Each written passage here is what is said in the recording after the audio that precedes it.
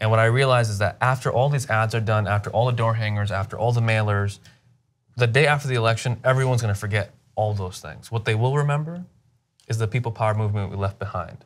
And the fact that these people's lives are changed forever, and this district, the fabric of this district is forever changed, and nobody could undo that. Duncan Hunter, the establishment of both sides, these people, their lives are changed forever. And they have a saying in my campaign, they say that you come for Ammar, but you stay for each other. This stopped being about me a long time ago. And that's what gives me hope, is that as much as they try to attack me, they could do that and attack my identity every single different way, but they cannot attack or undermine the issues I'm running on, because it's taken on a life of its own. Yeah, and so that's a powerful thing to end on, because I want people to understand a couple of things about that. Look, the Justice Democrats started with over 50 candidates, and but if you could land 12 of them in Congress, that's a real caucus, right? And that's a beachhead for 2020.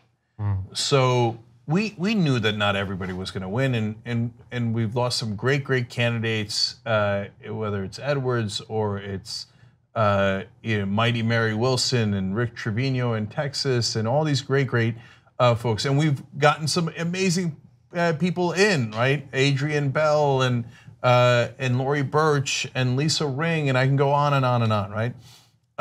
But if we get a real caucus in 2018, if 12 people make it in, right?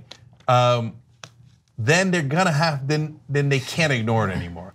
And then, because it could swing votes. Once you start swinging votes, then the press turns right back around and go, you have power.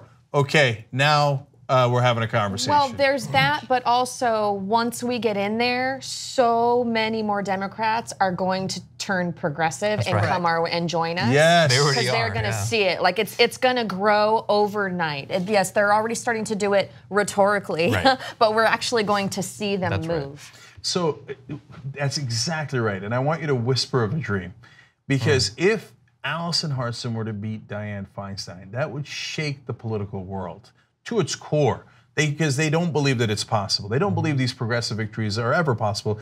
Some of the times the Just Democrat will win and the media will still be like in disbelief, like how did that happen, right? If you beat Duncan Hunter Jr. and you beat McClintock, that will shake them. They won't know what hit them. And the second thing that it'll create is fear. But for the first time ever, fear of progressives.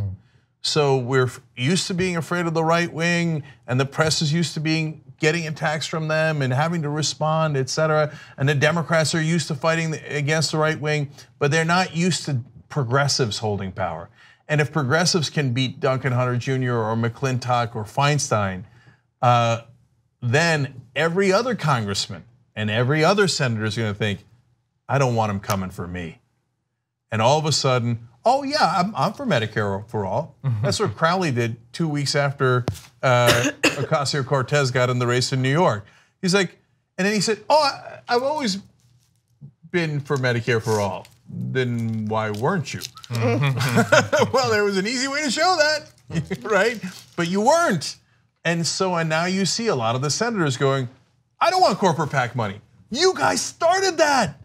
Okay, until you guys started saying no corporate PAC money, there was, other than Bernie and Elizabeth Warren, there was almost no, and Ro Khanna and Beto O'Rourke, there was almost nobody that was looking to get corporate PAC money. Now you've got all the leading contenders in 2020 presidential campaign saying that. So I think it's already made a huge difference.